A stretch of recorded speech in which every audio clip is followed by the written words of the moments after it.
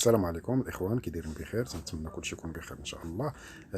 عندنا اليوم واحد الموضوع زوين بزاف، خفيف وساهل، الفيديو ما يكونش طويل بزاف. الموضوع هو كيفاش نتيليشارجيو فيديوهات من الانستغرام بلا ابليكاسيون، بلا برامج، بلا حتى شي حاجه، من الابليكاسيون ديال الانستغرام. عادي تيليشارجي فيديو اللي بغيتي، عادي تفرج فيه، عادي تصيفطو فين ما بغيتي. طريقه سهله بزاف. مثلا ندخلوا للانستغرام، نقلبوا على اي فيديو بغينا. مثلا نشوفوا شي فيديو، مثلا هذا، غنكليكيو على هذه بحال غنبارطاجيوه. غنجيو هنا بحال غنحطوه في ستوري، اجيتي لو ريال او فوتر ستوري. هنا عندنا نزيدو فيه شي كتبه، نقصو الصوت، نزيدو الصوت، نزوميوه مثلا، ولا نديرو اللي بغينا ياك.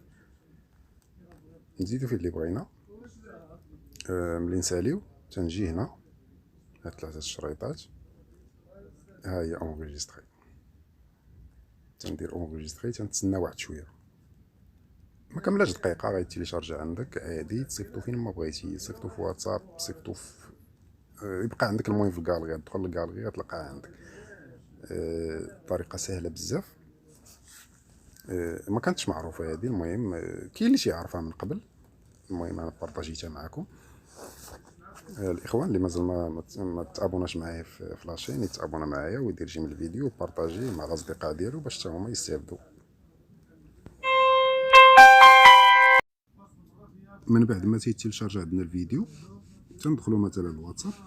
مثلا بغينا نصيفطوا لشي حد، تندخلوا الواتساب مثلا، تندخلوا تلقاو ها هو نصيفطو كيما بغينا وغيوصل عادي. بغينا نتفرجوا فيه في الكاليري، نتفرجوا فيه عادي جدا. تنتمنى اللي مازال ما تابوناش يتابونا ويدير جيم الفيديو. شكرا بزاف.